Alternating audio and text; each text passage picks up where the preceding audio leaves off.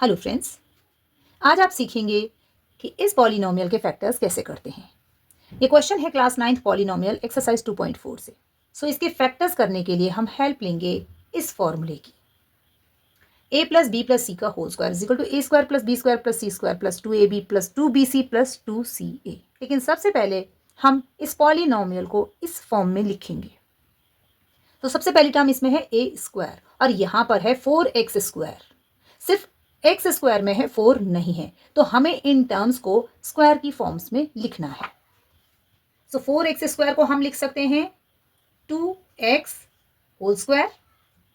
इस फॉर्म में लाने के लिए ऐसे ही इसे भी करेंगे, plus 3y whole square plus 16 को हम लिख सकते हैं 4z whole square.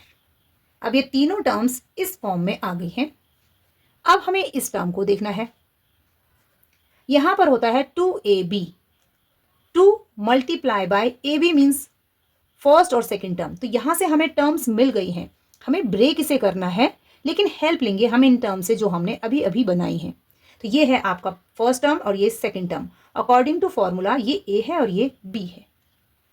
2ab means 2 multiply by a, first term 2x, second term 3y।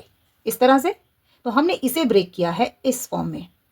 Multiply करके चेक कर सकते हैं, 2 2 जार 4, 4 3 जार 12xy और ये है 12xy। तो हमने इसे इस तरह से लिखा। ऐसे ही हम इन दोनों टर्म्स को भी लिखेंगे। ये वाली टर्म माइनस में है और ये भी माइनस में है। तो इन दोनों के माइनस होने का क्या कारण है? इसमें कॉमन क्या है? ये है yz और ये है xz। z इसमें कॉमन है, इसका मतलब जो z वाली टर्म है वो माइनस में है। तो यहां पर हम इसे माइनस लिखेंगे क्योंकि यहां पर ये होल स्क्वायर की वजह से पॉजिटिव हो जाएगी, लेकिन जब मल्टीप्लिकेशन होगा टर्म्स का तब ये इन टर्म्स को नेगेटिव बना देगी।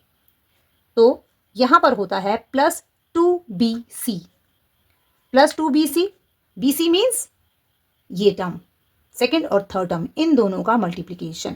तो जब इन दोनों का मल्टीप्लिकेशन होगा ये वाली टर्म एंड ये वाली टर्म का, तो ये नेगेटिव टर्म है तो मल्टीप्लिकेशन नेगेटिव आएगा। इस तरह से यहाँ पर नेगेटिव साइन आता है। 2bc, 2 multiply bye b, b means ये वाली term 3y and c means ये वाली टर्म मल्टीप्लाई बाय, अब माइनस 4z है तो माइनस हमने आगे लिख लिया है इसलिए हम सिर्फ 4z लिखेंगे यहाँ पर 4z। अब मल्टीप्लाई करके चेक कर लीजिए, 2 3 jar 6 and 6 4 jar 24 y and z। ये वाली टर्म को हमने इस तरह से लिख लिया। ऐसे ही हम इस वाली टर्म को लिखेंगे। यहां पर ये नेगेटिव है तो नेगेटिव क्यों है? 2ca, c and a, first and last वाली टर्म का मल्टीप्लिकेशन एक नेगेटिव है तो इन दोनों के मल्टीप्लिकेशन से ये नेगेटिव हो जाएगी। 2 मल्टीप्लाई बाय ये टर्म एंड ये टर्म 2x एंड 4z, तो 2x and 4 multiply by 4z। Okay, negative sign हमने यहां पर ले लिया है। चेक कीजिए, 2 2 जार 4 एंड 4 4 जार 16xz। तो इसे हमने ऐसे लिख लिया। अब ये बिल्कुल इस फॉर्म में है तो इसे इस तरह से कॉम्पैक्ट करते हैं। तो हम इसे कॉम्पैक्ट करेंगे।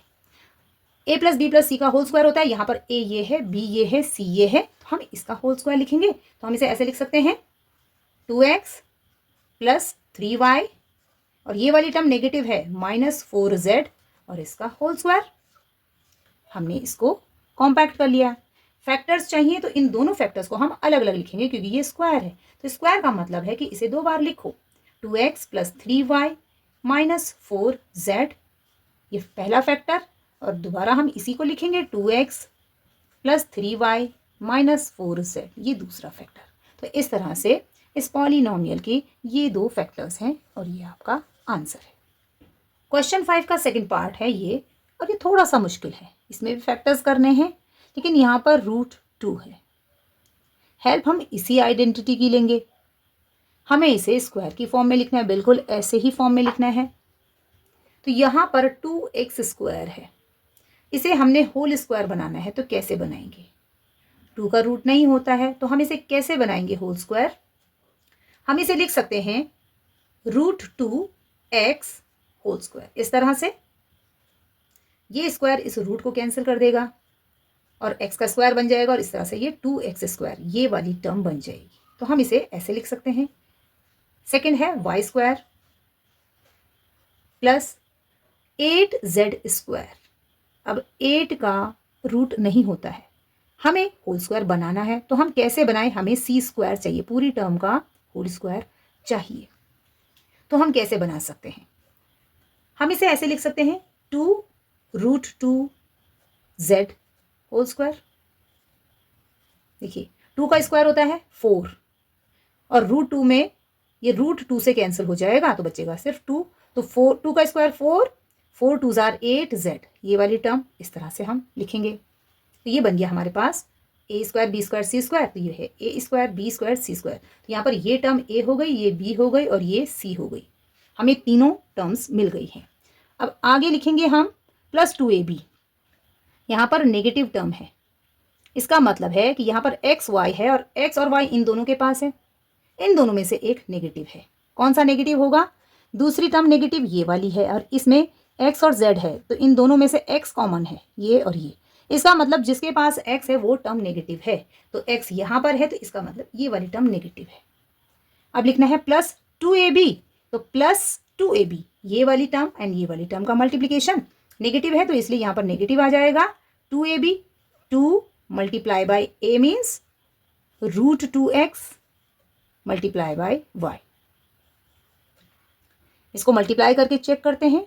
2√2xy माइनस 2√2xy इस टर्म को हमने इस तरह से लिखा। अब इस टर्म को लिखेंगे, ये होगी 2bc। ये पॉजिटिव है तो पॉजिटिव लिखेंगे। 2 multiply by bc, bc means ये टर्म और इस टर्म का multiplication.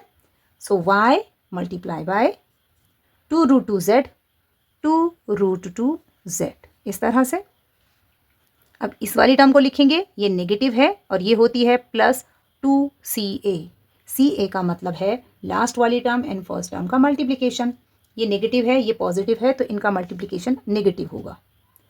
2 multiply by ca, c है ये वाली टर्म 2√2z और a मीन्स ये वाली टर्म √2x। माइनस साइन हमने शुरू में लिख लिया है। अब इसको मल्टीप्लाई करके चेक कीजिए। 2 2 जार 4 और इन दोनों का मल्टीप्लिकेशन सिर्फ 2 बनेगा। 2 2 jar 4 and 4 2 jar 8zx 8zx। तो ये वाली टर्म को हमने इस तरह से लिखा। अब ये बिल्कुल इसके जैसा है और ये कॉम्पैक्ट होता है इस फॉर्म में, तो इसे भी हम कॉम्पैक्ट करेंगे।